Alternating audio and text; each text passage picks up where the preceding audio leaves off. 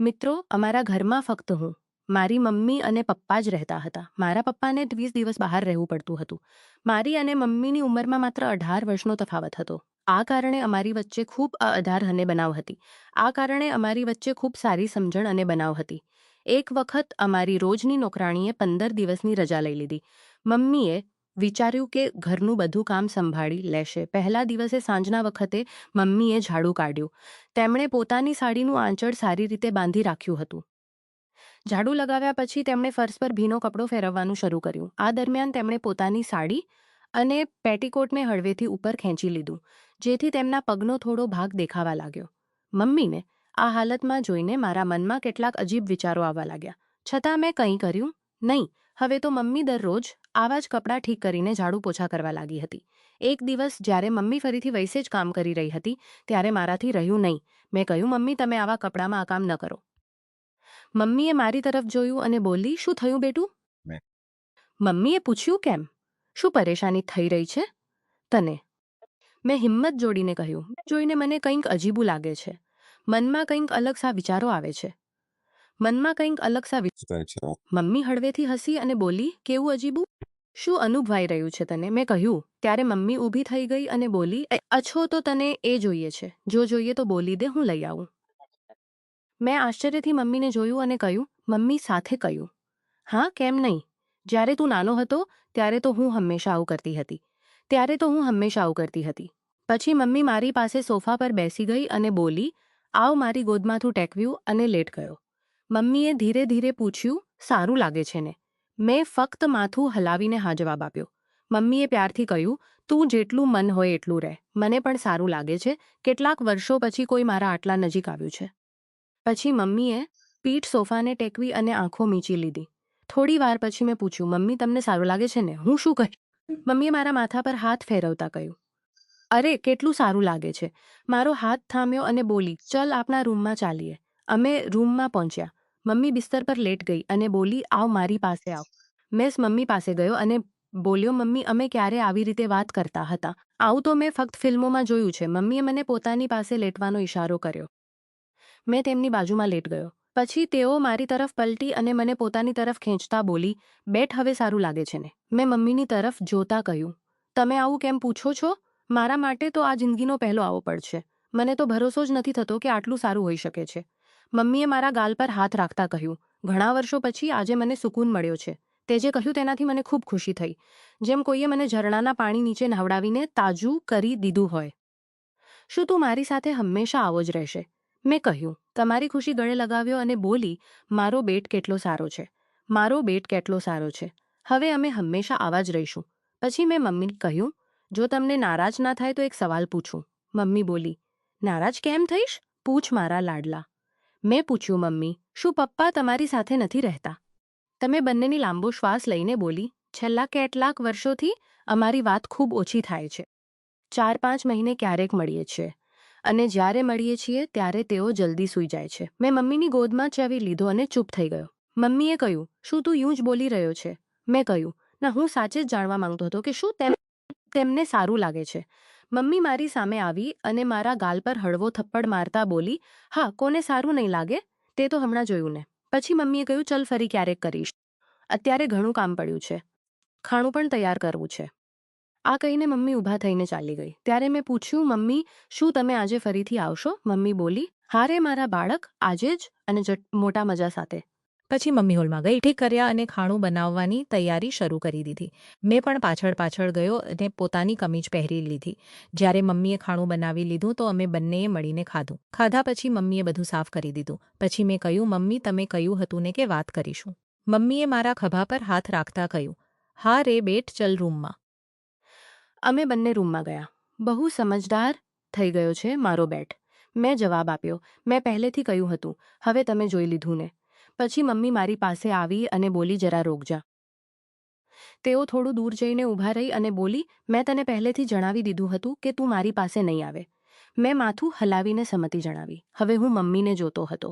ત્યારે મમ્મીએ ફરી કહ્યું, મેં તને શું કહ્યું હતું બેટ? મારા કહ્યા વગર પાસે ના આવવું. મેં ત્યાં જ ઊભો રહ્યો. પછી મમ્મીએ મારી તરફ પીઠ કરી લીધી અને બોલી, સાંભળ લે. ફરીથી કહું છું, મારા કહ્યા વગર પાસે ના આવવું. આ કહીને મમ્મી ખામોશ થઈ ગઈ. મેં ચૂપચાપ મમ્મીને જોતો રહ્યો. થોડી વારની શાંતિ પછી મમ્મીએ પોતાના હાથથી ઇશારો કર્યો અને બોલી, હવે આવ મારી પાસે. મેં મમ્મી પાસે ચાલીને ગયો. પછી મમ્મી ધીરે ધીરે ડ્રેસિંગ ટેબલના શીશાની સામે જઈને ઊભા રહી. મેં મમ્મીને કહ્યું, મમ્મી પોતાના હાથ બગલમાં કરો. મમ્મી બોલી, કેમ? શું તકલીફ છે? મેં આશ્ચર્યથી જોવા લાગ્યો. પછી મેં મમ્મીને પોતાની તરફ ફેરવી. ત્યારે મમ્મીએ મારો હાથ પકડ્યો. મમ્મી, હવે સીધા ઊભા રહો અને હા, હવે આંખો ખોલીને મારી તરફ જુઓ. મમ્મીએ આંખો ખોલી દીધી. પછી મમ્મીએ પોતાના હાથ કમર પર રાખ્યા અને પ્યારભરી નજરોથી મને જોયો. મેં થોડી વાર સુધી તેમને જોતો રહ્યો. પછી મમ્મી શરમાતા બોલી, તારા પપ્પાએ પણ મને ક્યારેય આ રીતે નથી જોયું, પણ તે હવે જોઈ લીધું ને. પછી મમ્મી બોલી, હવે લેટ જા. અરે તે મને કેટલી તેજીથી પકડ્યો હતો. મેં તરત મમ્મીને માફી માંગી. મમ્મીએ પ્યારથી કહ્યું, કોઈ વાત નહીં, ગુસ્સો આવે ત્યારે આવું થઈ જાય છે. મેં હા કહ્યું. પછી મમ્મી બોલી, હવે હું થાકી ગઈ છું, મને સૂવા દો. મેં મમ્મીને પૂછ્યું, મમ્મી, શું હું આજે તમારી પાસે સૂઈ શકું? પપ્પા આવી ગયા તો પછી આવો મોકો નહીં મળે. મમ્મી હસીને બોલી, અરે આમાં પૂછવાની શું વાત છે? અહીંયા જ સૂઈ જા, મને પણ મજા આવશે. અને જ્યારે પપ્પા આવી જાય તો જો તું ઈચ્છે તો અમે કોઈ બહાનું બનાવીને બીજી જગ્યાએ ચાલી જઈશું. હું બધું જોઈ લઈશ. મેં ફરી પૂછ્યું તો હું આવી જ સૂઈ જાઉં. મમ્મી મુસ્કુરાઈ અને બોલી, તું તો બહુ શૈતાન છે. મારી ગોદમાં સૂવાથી ખૂબ સારી ઊંઘ આવશે. મેં ફરીથી પૂછ્યું, સાચું? મમ્મીએ મને પાસે ખેંચીને કહ્યું, હા, ક્યારેક તારા પપ્પા પણ આવું ઈચ્છે છે તો તેમને પણ એ જ કહું છું. પછી મમ્મી મને પ્યારથી સલાવવા લાગી. થોડી જ વારમાં મને ઊંઘ આવી ગઈ. કેટલાક સમય પછી મારી આંખ ખુલી. ઘડિયાળ જોઈ તો 2 કલાક વીતી ચૂક્યા હતા. મેં તરત મમ્મીની તરફ જોયું. મમ્મી હજુ પણ જાગતી હતી અને મને બહુ પ્યારથી જોઈ રહી હતી. મમ્મીએ પૂછ્યું, ઊંઘ આવી ગઈ? મેં કહ્યું, ના, પણ તમે હજુ સુધી જાગતી છો. મમ્મીએ મારા ગાલ પર હાથ ફેરવતા કહ્યું, મને ઊંઘ આવી નથી, બસ તને જોતી રહી. પછી મમ્મી બોલી, ચલ ફરીથી થપકી આપીને સુલાવું. મેં હસીને કહ્યું, સારું, અહીં જુઓ. પછી મમ્મી મારી પાસે બેસી, મુસ્કુરાઈ અને બોલી, હવે ખુશ છે? મેં મમ્મીની ગોદમાં માથું રાખીને શકતો નથી. મમ્મીએ મારા વાળમાં આંગળીઓ ફેરવતા કહ્યું, મમ્મીએ મારામાં આંગળીઓ ફેરવતા કહ્યું, આજે મને પણ ખૂબ ખુશી મળી. મેં પૂછ્યું, પણ તમે પપ્પા સાથે નારાજ તો નથી ને? મમ્મીએ મને લાડ કરતા કહ્યું. ત્યારે મેં તરત કહ્યું, પણ આ જલ્દી ઠીક થઈ જશે. મમ્મી મજાકમાં ગુસ્સો દેખાડતા બોલી, અરે તને હર વખત એટલી જલ્દી કેમ રહે છે? મેં જીદ કરી, ના, કાલે નહીં, આજે જ બસ 10 મિનિટ વધુ રોકાઓ, ઠીક છે? મમ્મીએ કોઈ જવાબ ન આપ્યો. તેમણે ધીરેથી મારું માથું પોતાની ગોદમાંથી હટી લીધી. 10 મિનિટ પછી મેં મમ્મીને હલાવ્યો અને કહ્યું, મમ્મી, 10 મિનિટ થઈ ગયા. મમ્મીએ મને પ્રણામ કર્યા અને બોલી, ચલ, જેમ તે ઈચ્છ્યું તેમ થયું, પણ તું બહુ જિદ્દી થઈ ગયો છે અને હવે તને આની લત પણ લાગી ગઈ છે. પછી મમ્મી બોલી, હું હવે આવી જ લેટી રહીશ, તું જઈ શકે છે. તેમણે લાઇટ બંધ કરી અને આંખો મીચી લીધી. ત્યારે મેં પૂછ્યું, મમ્મી, તમને પપ્પા સાથે છેતરપિંડી કરવા જેવું નથી લાગતું? મમ્મી બોલી, બેટ, જે થઈ ગયું તે થઈ ગયું.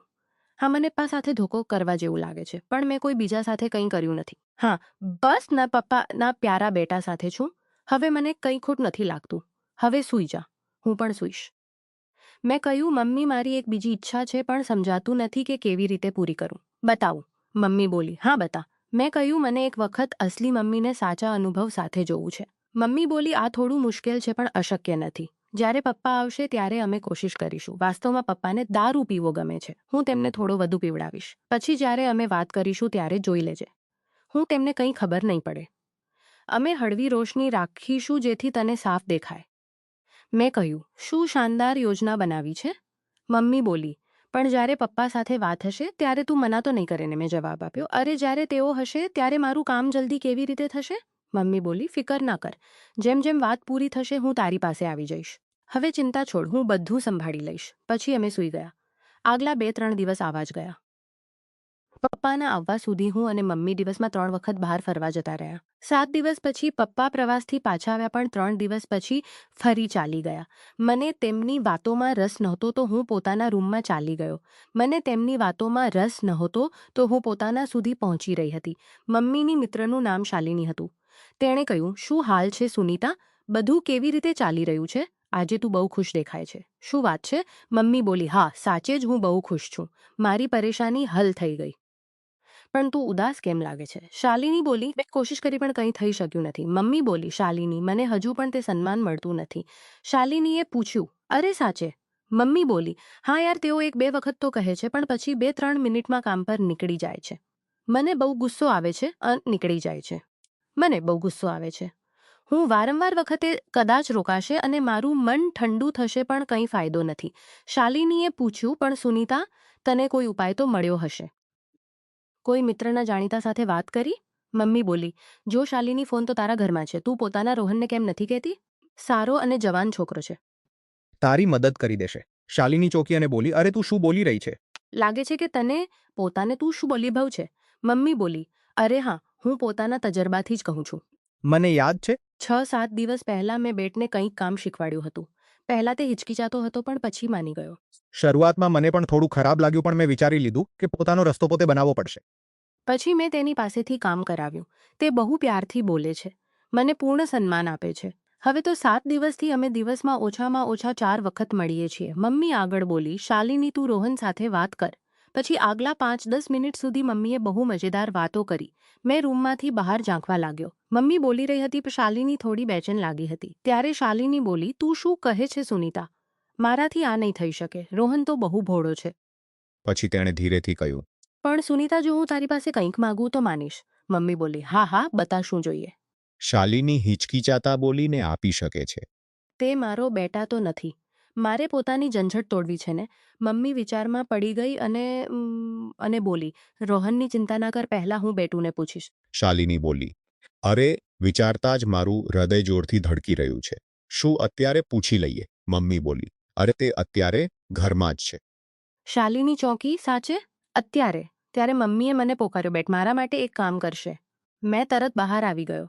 મને હંસી છૂટી ગઈ અને મેં કહ્યું, શું વાત છે મમ્મી? મમ્મીએ પહેલાં મારો પરિચય કરાવ્યો. બેટ, આ મારી મિત્ર શાલિની છે. આ તને મૌસી લાગે છે. તેનું એક કામ છે. શું તું મારા માટે કરશે? આ સાંભળીને મને જોરથી હંસી આવી અને મેં કહ્યું, મમ્મી, તમારું કામ થઈ ગયું સમજો. હું તૈયાર છું. મેં તમારી બધી વાતો પહેલેથી સાંભળી લીધી છે. આ સાંભળીને શાલિની મૌસી શરમાઈ ગઈ. મમ્મીએ શાલિનીને પૂછ્યું, હવે બતા, ક્યારે અને ક્યાં? શાલિની મૌસીએ ધીરેથી કહ્યું, આજે પણ ઠીક છે. મમ્મી બોલી, અત્યારે નહીં. આ વાતોથી જ મને ઊંઘ આવી રહી છે. પણ આજે સાંજે ચિંતા વ્યક્ત કરી. આજે ઘરમાં મોકલી દઈશ. શાલિની મૌસીએ ચિંતા વ્યક્ત કરી. જે ઘરમાં બધા હશે. કાઉરબેટ્સ માટે ક્યાંક જઈ રહ્યો છે. ત્યારે બધા ઓફિસમાં હશે અને રોહન પણ 5 દિવસ પણ જવા તૈયાર નહોતી. આખરે મમ્મી બોલી, શાલિની, હવે ચાલ પણ. કાલે બેટું તારી પાસે આવી જશે. પછી મૌસી ચાલી ગઈ. તેમના જતાં જ મમ્મીએ મને ચીડાવ્યો. બેટ, મૌસી સાથે મળ્યા પછી મને તો નહીં ભૂલી જશે ને. મેં મમ્મી પાસે ગયો અને બોલ્યો, તમને ભૂલવું કેવી રીતે શક્ય છે? તમે મારી સૌથી પ્યારી છો. મમ્મીએ પૂછ્યું, ચા પીશે? મેં હા કહ્યું તો મમ્મી ચા બનાવવા ગઈ. ચા લઈને આવી. ચા પીતા પીતા મેં પૂછ્યું, મમ્મી, શાલિની મૌસી તમારા થઈ રહ્યા છે. મમ્મી બોલી, વધુ નહીં, બસ 1-1.5 વર્ષ મોટી હશે. મેં કહ્યું, કાલે તેમની સાથે મળવા જઈશ તો તે ઉંમર દરાજ લાગશે. મમ્મી બોલી, ઉંમર વધુ હોય તો શું? તેમણે પોતાને સારી રીતે રાખ્યું છે. તે આ કરી દીધું છે તો જા અને જોઈ લે. જો પસંદ ના આવે તો બીજી વખત ના જઈશ. અમે વાત કરી રહ્યા હતા કે મમ્મીનો ફોન વાગ્યો. મમ્મીએ ફોન ઉપાડ્યો અને બોલી, બોલ શાલિની. શાલિની મૌસી થોડું રોકીને બોલી, બેટું અત્યારે આવી શકે છે શું? મમ્મી બોલી, રોક, હું અત્યારે પૂછું છું. મમ્મી બોલી, રોક, હું અત્યારે પૂછું છું. અરે, શાલિની મૌસી પૂછે છે કે શું અત્યારે જઈ શકાય? અત્યારે તો અમે વાત કરી હતી. પણ તેણે ફરી પૂછ્યું. મેં મુસ્કુરાઈને કહ્યું, મને કોઈ પરેશાની નથી. પણ અંકલ અને રોહન? તેણે કહ્યું, અંકલ અચાનક પ્રવાસ પર ગયા છે અને રોહને જણાવ્યું કે તે આજે મિત્રના ઘરે રોકાશે. આજે તેમનું આવવું મુશ્કેલ છે. મેં કહ્યું, ઠીક છે મમ્મી, તેને કહી દો, હું 20 મિનિટમાં પહોંચીશ. મમ્મીએ ફોન કાને લગાવીને કહ્યું, તેને કોઈ તકલીફ નથી. હું અત્યારે મોકલીશ, તે 20 મિનિટમાં પહોંચી જશે. તું તૈયાર રહેજે. અને હા, શુભકામનાઓ. મેં જલ્દીથી ચા પૂરી કરી. ફ્રેશ થયો, કપડાં બદલ્યા અને નીકળી ગયો. મેં મૌસીના ઘરે વખતે જોયું કે મૌસી 15 મિનિટમાં પહોંચી ગયો. બાઇક પાર્ક કરતી વખતે જોયું કે મૌસી બાલ્કનીમાં ઊભી હતી. લિફ્ટથી ઉપર ગયો. મૌસીએ દરવાજો પહેલેથી ખોલી બેસી હતી. તેમણે ઢીલી કોટનની કુર્તી અને પાયજામા પહેર્યા હતા. તેઓ કંઈ ખાસ નહોતી લાગતી. મેં મૌસી પાસે ગયો. મૌસી બોલી, અરે દરવાજો તો બંધી કહ્યું. મૌસી બોલી, અરે દરવાજો તો બંધ કરતન છો ને. મૌસી શર્માતા બોલી, આટલા માટે જ તો બોલાવ્યો છે. પછી તેમણે મારો હાથ પકડ્યો અને પાસે ખેંચી લીધો. નજરો હટાવતા બોલી, તો તું અને સુનીતા સાચે જ. મેં હસતા કહ્યું, તમને બતાવતી વખતે મમ્મી લાગી તેથી મને બોલાવ્યો અને તમારા જતાં જ ફરી બોલાવ્યો. મૌસી બોલી, તો હવે અમે? મેં કહ્યું, હું તમારી બધી વાતો સાંભળી રહ્યો હતો. હવે ઢીલ ના કરો. મારે પાછા પણ જવું છે. પછી 30 મિનિટ પછી શાલિની મૌસી બોલી, આજે માટે ખૂબ ખૂબ ધન્યવાદ બેટ. ફરી આવશે ને? જોન આવ્યો તો યાદ રાખજે, હું આવી જઈશ. મેં કહ્યું, મૌસી મારે હવે જવું પડશે, મમ્મી રાહ જોઈ રહી હશે. મૌસી મુસ્કુરાઈને બોલી, ઠીક છે, પણ કાલે જઈ તો તને યાદ કરીશ. મેં તૈયાર થઈને ઘરે નીકળી ગયો. મમ્મીએ દરવાજો ખોલ્યો અને પૂછ્યું, બેટ, શું થયું? તેનું કામ થઈ ગયું. મેં મુસ્કુરાઈને કહ્યું, હા મમ્મી. મમ્મીએ આંખો મોટી કરીને કહ્યું, અરે આ કયા અજીબ લફ્જો બોલી રહ્યો છે?